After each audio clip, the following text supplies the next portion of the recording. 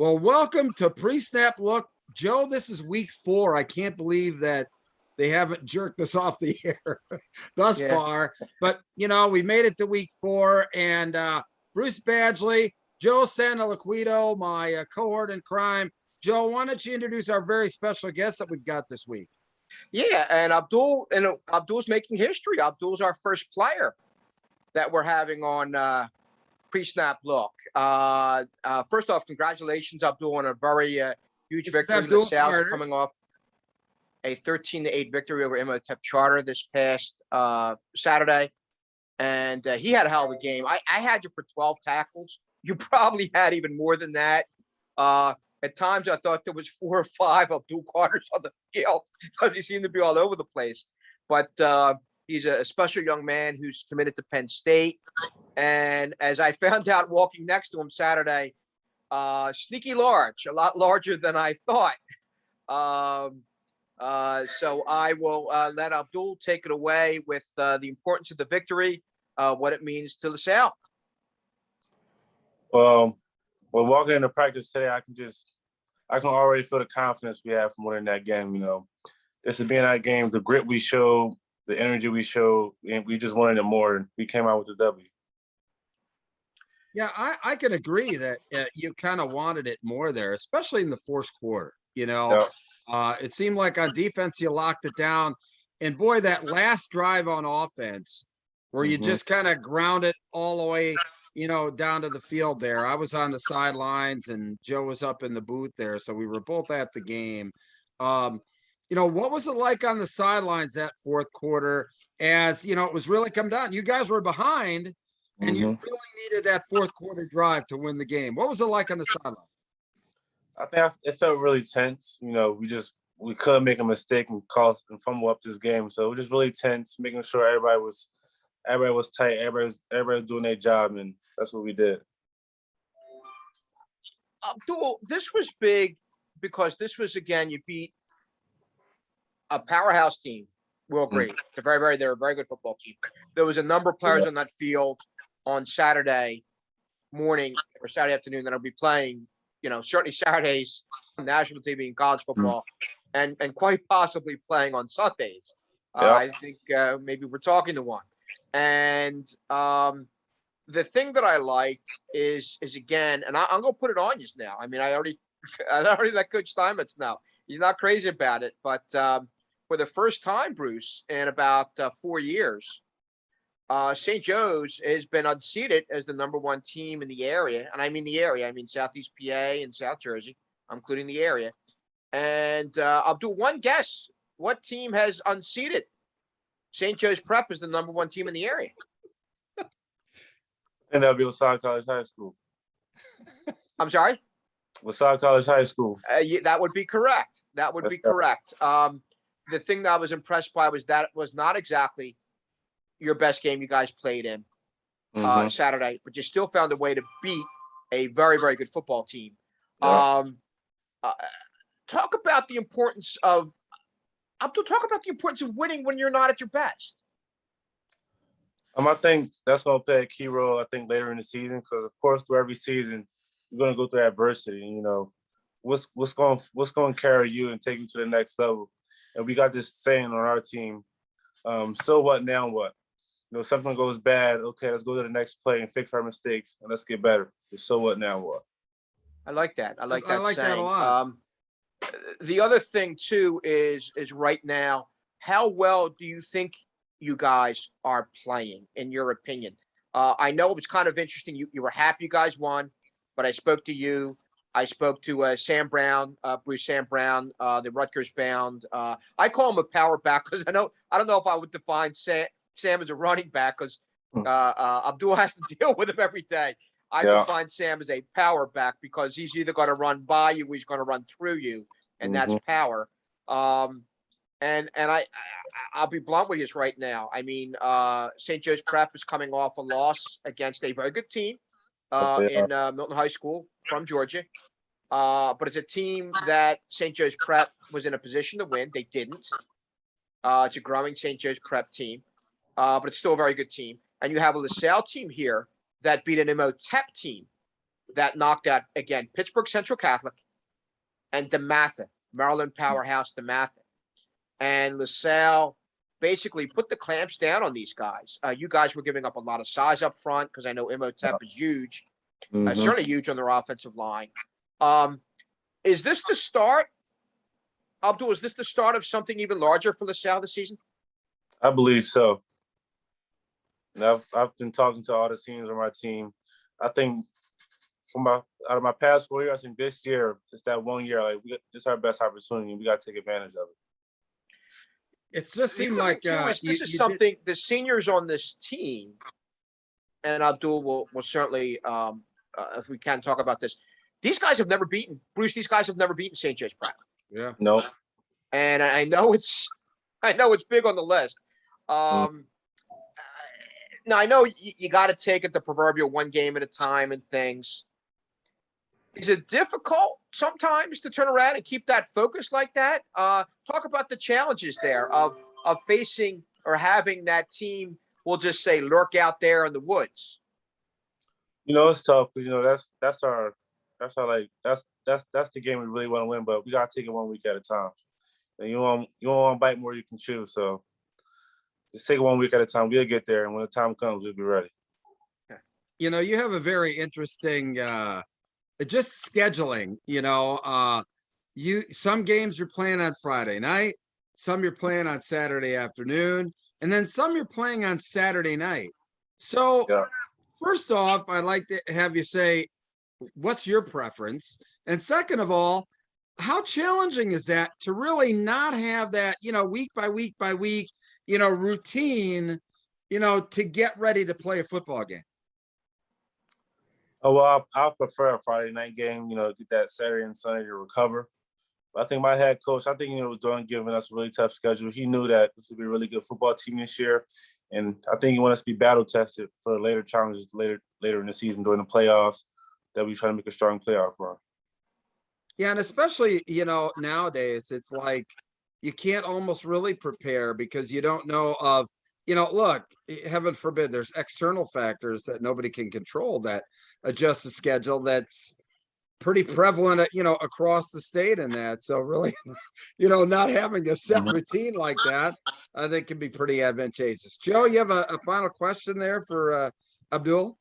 Yeah, well, a couple of things here. Abdul, talk about the defense. You guys have given up a total of 15 points in 3 games this season. Bishop McDevitt of Harrisburg's traditionally always very good. Malvern Prep has traditionally a very, very good offense. IMHOTEP is a grinding kind of offense, but they lean heavily on their very large offensive line to turn around and grind out opposing teams. Abdul, what makes you guys a special defense? What's helped you in terms of winning so far this season defensively? I think it's our mindset. Like everybody takes responsibility for their job. If we make a bad play, we don't put our head down. We don't get sad. We keep our head up and we move on to the next play. And we're just full of leaders, like seniors on our team, Chris Thompson, Amir Anderson, myself included. We lead the team, make sure we're strong, just have a strong mindset. That's all. Gotcha. And then finally, before we let you go, I'd like to conclude with, which is kind of nice. We got to figure this out, Bruce. We got to get our man Abdul his t-shirt. Abdul, you're our player of the week. Yes, sir. You made 12 tackles, and like I said, you were all over the field. And also, we can't forget this, Bruce. Again, a special young man who's going to be wearing right now. We're wearing gold and blue right now, and one day Abdul will be very proudly wearing blue and white. Yes, sir. I'm curious. Are they going to let you wear 22 at Penn State?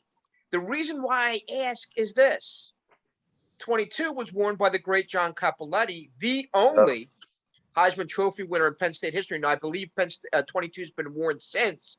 Retired. Are they going to let you wear 22 at Penn State? They said they retired the number, really? Well, we're going to find out. I think I can make him push through. Hopefully I can get a conversation with him about talking about the number, opening it back up. But I'll make it. I think I'm worthy for it. So we'll see what happens. Okay. Wow. Okay. Well, that's really special. Yeah, we'll definitely let you know. We'll get the Brute Athletic will be sending you a nice shirt there. Might have my buddy Bob Long give it to you. I know Bob pretty well, who does the game. And he would, believe me, but Bruce, he would need extra large because, like I said, I stood next to him, and I'm like, remember, we were walking off the field on Saturday, I'm looking up at you like, dude, you are 6. Let me get this. He's a high school linebacker. He is 6'4". Is it 240 or 230?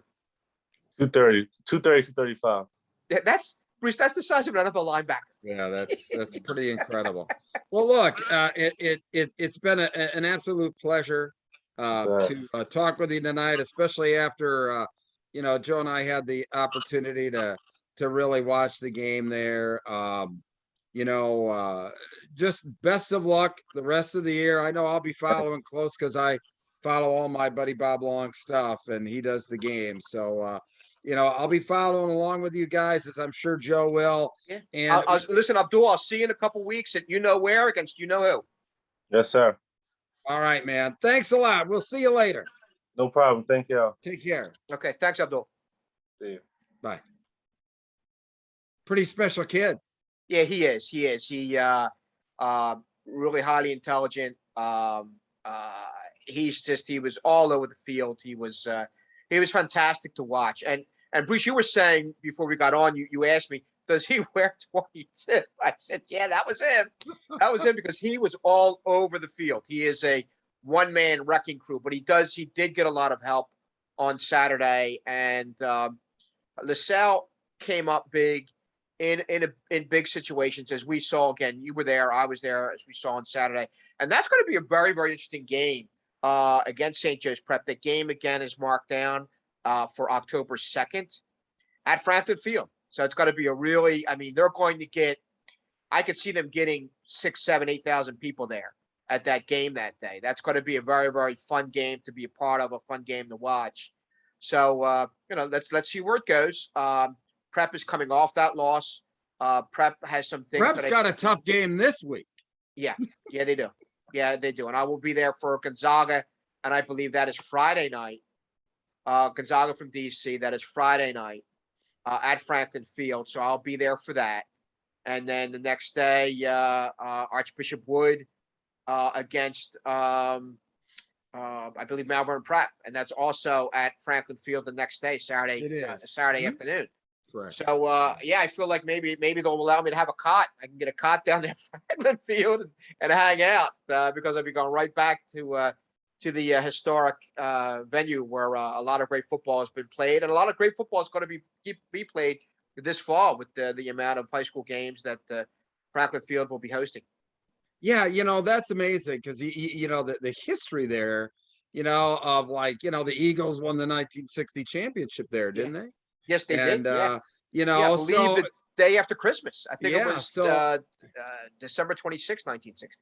Yeah, so such great Philadelphia sports and football history, and then now to be hosting these big time high school regular season games. We actually had that in Reading here a couple of years ago when the minor league baseball team was actually going to rip up their sod. So what they did is they decided to, and this is where at First Energy Stadium now, back in the 60s or whatever like that, this is where like all the high school teams play. Yeah. So it was throwback. There was a lot of history, and it was incredible experience to play there. And I'm sure that the teams that are going to play, high school teams that are going to play at Franklin Field, there's going to be just the aura of getting dressed in that locker room and what have you. It's just going to be special. Yeah, it is. And the fact is that they're actually playing in a stadium. Granted, it's not Lincoln Financial Field or the benefit of the high school teams in Pittsburgh get. They play it, Bruce. They play at Heinz Field. Yeah, the Whitfield Championships are held at Heinz Field. I'd love to see the Eagles adopt that, but the Eagles are different. They're a different culture, I suppose, in terms of connecting the community. Now, is Temple still playing at? Temple still plays there? Yes. Yeah, that's a lot of. that's a lot of football in a short amount of time. They have to It be. is. It I is. mean, It Heinz is. Field replaces the sod after that, or throws new sod down over the old after the Whitfield championships. I do know that. I Yeah. mean, it's just a lot of wear and tear on a grass field. A little bit different if it's multi-purpose, but that's all grass down there. Yeah. And it's but the other flip side of it is a connection to the community, and it's your pro football team saying, hey, we recognize football. We recognize football in the area. So that's the way I see it. That's the way. Yeah, I think that's tremendous. You and I were fortunate enough to be there at that LaSalle TEP game. Hopefully people have seen, the rebroadcast of that game because, I mean, those guys were just knocking the snot out of one another for Yeah. 4 quarters. I mean, as hard a hitting football game as I've seen in some time. Granted there were some some miscues here and there, and but that can be expected. I mean, these are high school guys or whatever like that. Still very early on in the It season. is. Yeah, it is very early in the season still, and we're already a third through it. Yeah, that's crazy. But it was. I mean, the thing, like I said, that impressed me was when it came.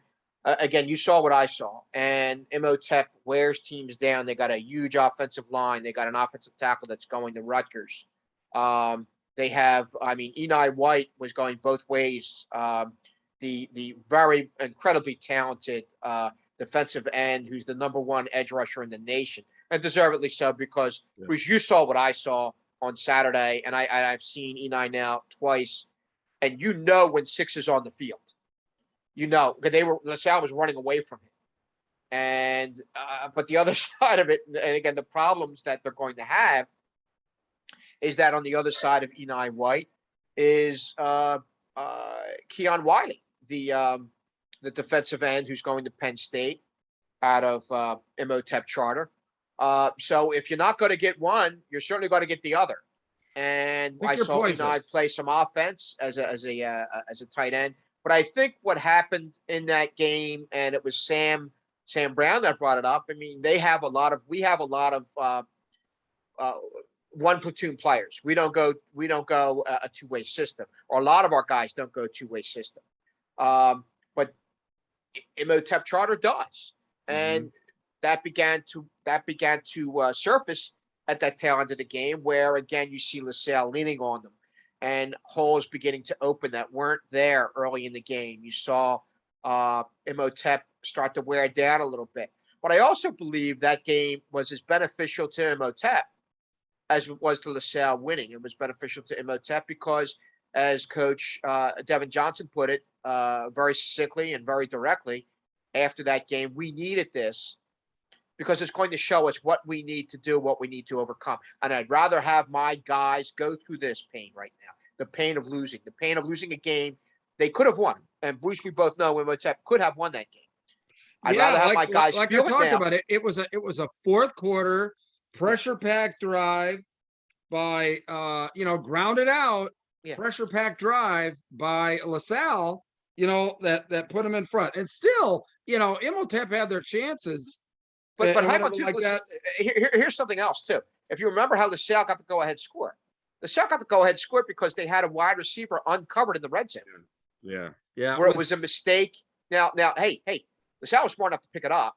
But the other side of it, you see the kind of mistake that IMHOTEP made, but a mistake that's correctable, a mistake that's imminently, definitely correctable. It was just a matter of a missed assignment, and LaSalle took advantage of it and they won. But as I was saying, with Coach Johnson and IMHOTEP charter, hey, he was telling his guys after that game, feel this hurt, feel this pain, because I don't want you guys I don't want you guys going through this again. I don't want you guys to feel this pain again. I'd rather have you feel it now in September and know what it's like to feel this, because we've always felt it the last 3 or 4 years here. Know what this is like to feel this pain. Know what it's like to feel this loss, because you don't want to feel it again. And I got a feeling the IMHOTEP charter is going to benefit from this, as much as LaSalle's benefited from the victory. Right. They're, IMHOTEP, really the rest of their schedule, not as, it can't possibly be as difficult as it was the first 3 weeks of the season. Yeah. But, they're playing the likes of Gratz, Bartram, Northeast, MLK, and only charter, the rest of the season. So there's a lot of things that Coach Johnson's going to be able to really get in place. I think that, the thing that is the most daunting for the rest of the state is the fact that, Coach Johnson really has, a few weeks here to kind of, get this thing fine tuned so that when they hit November, that IMHOTEP's playing their best football. Well, he has quite a bit. He has quite a bit of time. He has. Well, Northeast is still going to be a game. Yeah, and that is something there that I may earmark. Northeast and IMHOTEP still going to be a hell of a game. Obviously, we know what IMHOTEP has, but the other side of it is Northeast has a pretty damn good tailback. Actually, a pair of very good tailbacks, and they have Kenny Taylor, who's as much of a beast as Abdul Carter is, or as Eli White is, and Kenny's going to Penn State. So. Yeah. That is a game I'm certainly going to earmark. That is a game that's taking place at the Germantown Super Site, taking place on the Friday night, October 9th. So I'm looking forward to that. Yeah. So, yeah. And, just looking back on a couple other games from last week, obviously Wood kept, just the juggernaut that they are. They won 49-0 over Cheltenham, it's an arch rivalry, I think, for Cheltenham more than it is for Archbishop Wood. But, Wood kind of showed their self there. Interesting thing, Chester kept on winning in the public side. And on District 1, we had our buddy Mike Ricci. They had a big win, 42-7 over Marple Newtown. Yeah. And again, I maintain, Bruce, I don't think they're going to lose. Yeah, I think they're going to. I think they're going to go deep. Garnet Valley. I don't think Garnet Valley's not. I don't think they're going to lose a game during the regular season. I think they're going to run the board, and I see them going deep into November. And they are a team. They are a team that's capable, and they are a team. The sum is certainly greater than the separate parts. And then you're also dealing with Coach Ricky and his staff. So it's a team that I could see again, and I do foresee a Garnet Valley, North Penn District 1 championship. I could very well see that. Well, and here's the thing too, and I was talking to, fortunately, there were a lot of high-level people at the LaSalle IMHOTEP game, and I was talking to the District 12 football chairman, and I just asked him a direct question. I said, who is the District 12 champion going to play in the first round of the PIAA? And he couldn't answer me that question yet. So that was surprising to me. Maybe District 1 is going to go a different way other than District 12 through District 12. Well, the District 12 champion is the Catholic. It's the old traditional city championship that pits the public league champion, the 6A public league champion against the 6A Catholic league champion. And in this case, if things hold the way they are, now it could be LaSalle, it could be Prep.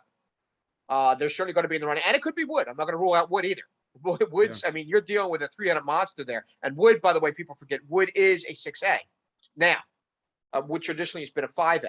But you're dealing with, okay, we're going to say Wood, LaSalle, and Prep, and they would face the winner of whoever comes out of 6A in the Philadelphia Public League, which most likely would be Northeast High. So the winner of that would be the District 12 champion. And what's been happening here is the District 12 champion has to go across the state and play the Whitfield champion. And then they'll come back to Hershey to play whoever comes out of that bracket on the other side of the state.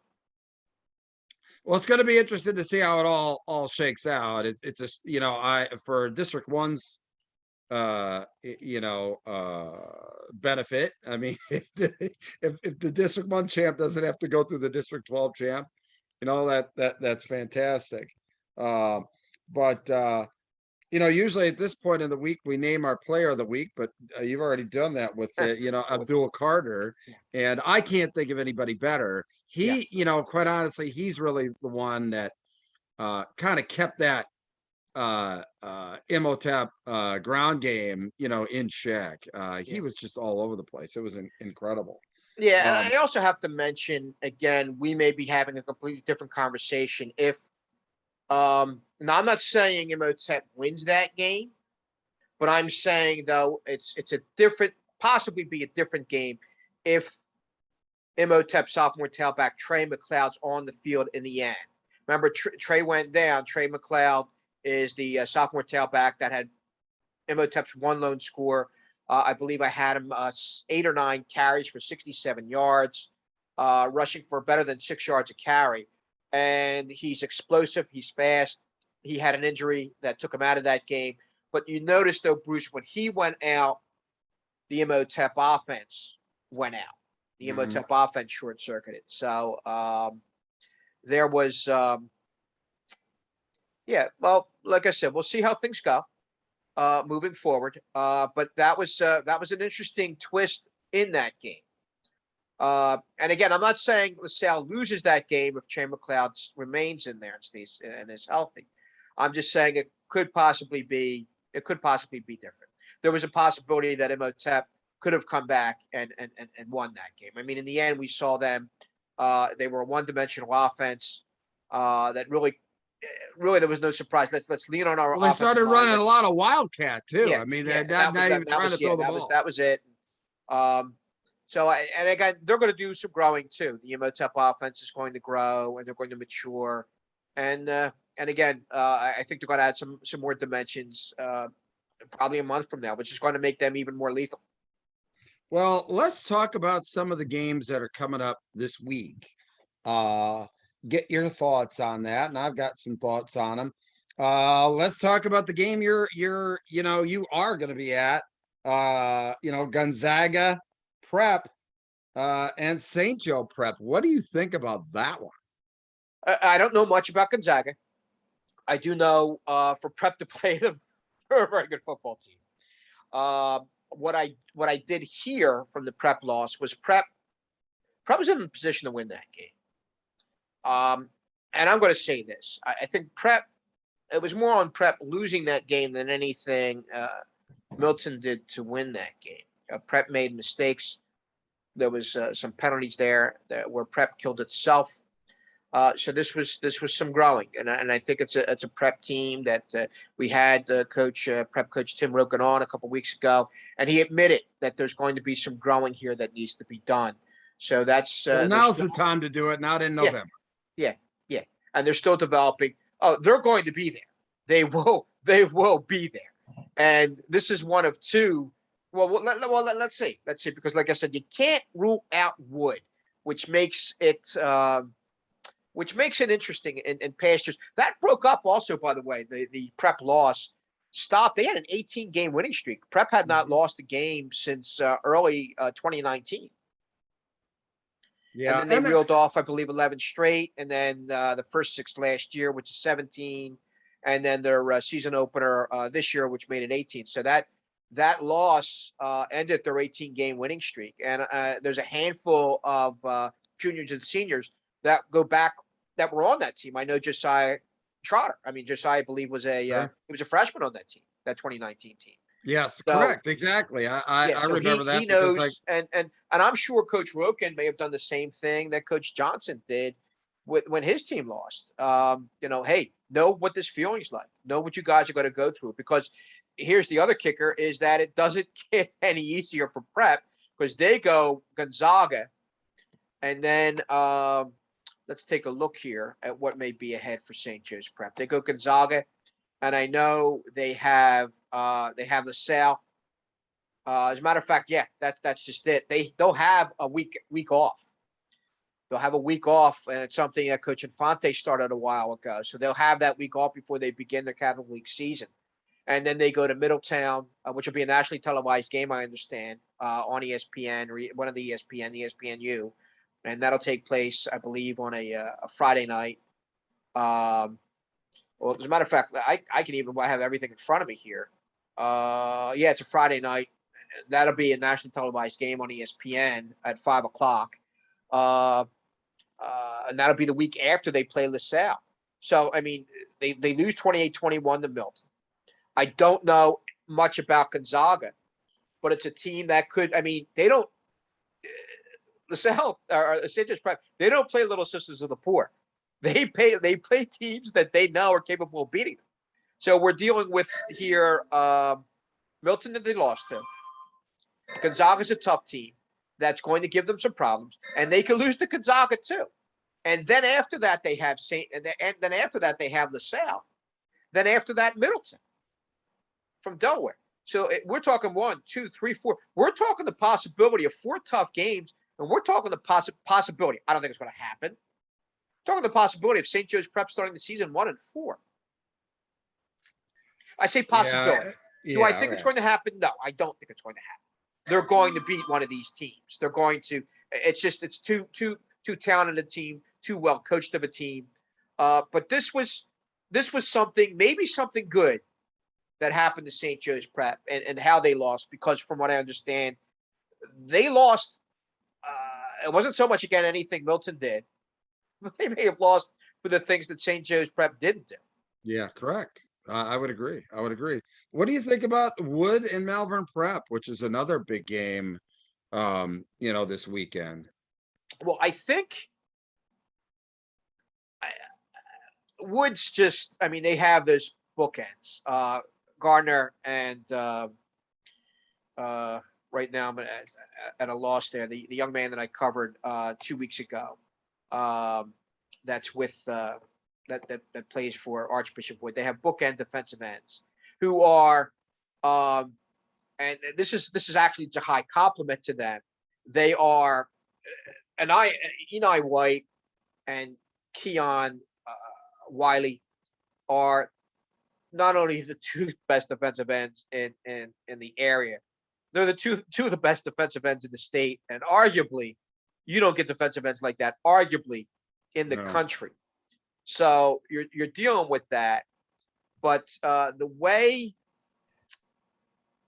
I saw Wood do a couple weeks ago against Newman Goretti with what they had on defense is also impressive. They have guys there. First off, their guys go both ways, which makes it that much more impressive. Right. And again, that's not an easy thing to do. It wears you down, it tires you out, all the above. But it also causes you to turn around and you have to dig a little bit deeper than you normally would. So, and I apologize to Therese Whitaker and Eric Gardner. They're fantastic, and they're going to cause problems for anyone that they face. So that's the challenge Malvern Prep is going to be faced with. I lean in this game. But Dave Guerrera, I mean, he's Dave's an evil genius. That's the Malvern Prep head coach. Dave Guerrera is an evil genius. I go way, way, way back with Dave, and Dave digs some things up. But here, they had some problems scoring against a very, very good LaSalle defense. And I say this, in all due respect, where they may have even bigger problems scoring against Tyrese Whitaker and Eric Gardner, and Wood may actually have a better defense than LaSalle. So LaSalle beats Malvern Prep 10-7, and we can only base things on what we know, what we've seen. They're going to have a tough time against Wood. Malvern Prep's going to have a tough time. I see a low-scoring game, but my lean is towards Wood. Well, some of the other games that I've got my eye on, we talked a little bit about Bishop Shanahan. They're undefeated at 3-0, and they're at Downingtown East, which is, I think, a very intriguing matchup. Upper Dublin 3-0 at North Penn 3-0. That there are 2 games. Those 2 games, both those 4 teams. Shanahan, Downingtown East. My leanings toward Downingtown East there. And then you have Upper Dublin and North Penn. My leanings towards North Penn in that game. Yeah, mine too. But you're dealing with 4 teams that are going to find out a heck of a lot about themselves in those games. And as I was saying, as this thing comes, and it's coming quick and it's coming fast, the Shanahan's going to find out, hey, are we the real deal? And Downingtown East and Coach Madden, they're going to find it where they stand against a pretty good Shanahan team. Yeah, before they get into league play and what have you. A couple of teams that from my home area are venturing down into District 1 and vice versa. Actually, one of the games we'll be covering here on SSP Network will be Pope John Paul II at Berks Catholic. And those are two 4A powerhouses in the state that I think are going to, we'll be able to connect some dots once we get into the postseason, because I see both teams winning or getting into the postseason. And then powerhouse Mannheim Central, who's 3-0, ventures down to take on, another 6A team, Perkiomen Valley. That's going to be very interesting. Mannheim Central, a 5A team, has victories already over two 6A teams, and now they're facing a third. So, going to be pretty crazy. Bruce, who were the 6A victories over? Hempfield and Cumberland Valley. So, okay. And now they're up against Perkiomen Valley, who's 2-1. Cumberland Valley, granted, coming back from, their glory days, but, not an easy out by any stretch of the imagination. And Hempfield, I still think that it's a tall task for any team of a lower classification to be a higher classification team. It's just, regardless of skill level, numbers and size and everything else really factor in. So, and that's why, like I said, that's why I give a ton of credit to Coach Devin Johnson and the IMHOTEP Charter. They are not afraid to play anyone. No, they're not. I mean, and really by the way, they are a small 5A school. Well, I mean, they're actually, didn't he say that they're a 3A team? They were playing up to 4A, and then the success formula takes them all the way up to 5. Yeah. And it's kind of the same thing with Cathedral Prep up in Erie. They're really kind of a 3A team, but they played at 4A, and now the success formula takes them up to 5A. So, what can you do? 5A in the state. I mean, boy, I tell you what, just really enormous depth in that classification. Mm-hmm. And that's why I'm really interested to see how Mannheim Central does. I mean, a lot of these teams are ones where we'd be able to connect the dots once we get later on and in the postseason and into November there. So, but a lot of good football yet to be played, my friend. I mean, this is still, we're just going into week 4. What do you think? I'm excited. I like the way things are right now. I'm not going to say surprised, because I thought LaSalle would be as good as they are. The team that was surprising, and the team, even though they lost, the team that still surprises me is IMHOTEP. I like what they've done. They're doing a lot with a little. I mean, again, you saw those sidelines. You saw LaSalle and how deep that sideline was, as opposed to the other side of IMHOTEP Charter. So I still see those guys, hopefully supported with good health, making a good run again. And I think these coming weeks will again see where a lot of these teams do stand. I stand by my move to move LaSalle based on its victories to number 1 in the area. And I'm right behind them is St. Joe's Prep. And I think Coach Roken would be the first to admit that there's some things there that need to be adjusted and fixed. And then I see IMHOTEP, even though they lost, I don't think they go anywhere. They stay in my opinion, in my poll. Well, actually, hang on, I bumped them down. I know I have Wood. I have Wood at number 3, and IMHOTEP I have at number 4. Yep. So I can't disagree with your poll at all, quite honestly. I mean, it's and then followed by North Penn, Garnet Valley, Downingtown East. I got some adjusting to do after that, but like I said, we'll see where things lie. I'm still basing things on how well Coachville's played in the past, so I'm still giving them top 10 consideration based on history. And again, we'll see where things go, because you can only go by these guys going up against each other. I mean, this is going to come down to when Prep plays, when Prep turns around and they play LaSalle. Sure, I mean, this round robin tournament. That's.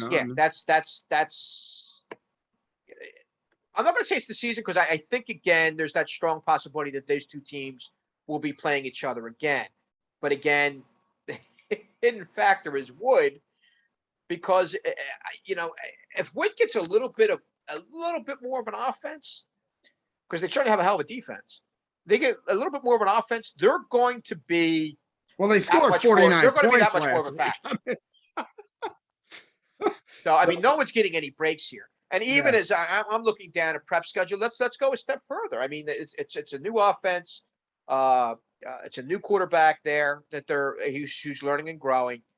So you drop to Gonzaga on the 17th, and you have the week off. Then the first week of October, it's LaSalle and St. Joe's Prep at Franklin Field. Then Prep goes to Middletown in Delaware, and then Prep's at Wood at William Tennant on the 15th of October. So they could 1, 2, 3, 4, 5. They could start the season 1-5. I don't think again. I stress. Yeah. I don't see it happening, but I'm saying there's the possibility that it could happen because all those just teams. missed your conspiracy theory. That's all. It's not like all those teams are, and I think Coach Roken would be the first to admit, all those teams are capable of beating St. Joe's Prep. And Tim has the utmost respect for everybody they see, everybody they play against. Coach Roken will be the first to tell you that those teams are capable of beating his team. Does he think, knowing Tim again the way I do, does Tim think, these guys will beat Prep? No. But he knows that they're capable. Gonzaga, LaSalle, Middletown, and Wood. They're all capable of beating St. Joe's Prep. And I'll stick by it. They are capable. Do I think they will? Well, I don't think so. But they're capable, and they're going to be competitive games, and that's why Prep plays the gauntlet schedule that it plays. Because again, in the end, it's iron, steel sharpening steel, iron sharpening iron, and you only grow and you only get better. Well, that sounds good, man. Hey, listen, thanks for a great show again this week. I mean, we'll be back again, next week with pre-snap look, and we'll see how this all shakes out in District 12 and District 1, man. I mean, the saga continues. Yeah. Am I going to get a chance to see your beautiful mug down here anytime soon again, like I did this past weekend? Mom? Your beautiful mug. Oh, my mug. Oh. Yeah. I don't know. Okay. Yeah, I mean, I'm definitely going to be down there. Okay. And that maybe not this week, but okay. We'll see how it goes. Hey, I'll tell you what, man. Let's make it a date. October 2nd at Franklin Field. All right. Get the band back together again. That sounds like a plan. Okay. All right, man. All right. Super. Hey, for Joe Santoliquito, I'm Bruce Badgley. Hey, listen, thanks for checking in to Pre-Snap Look this week, and we'll be back next week. Thanks a lot.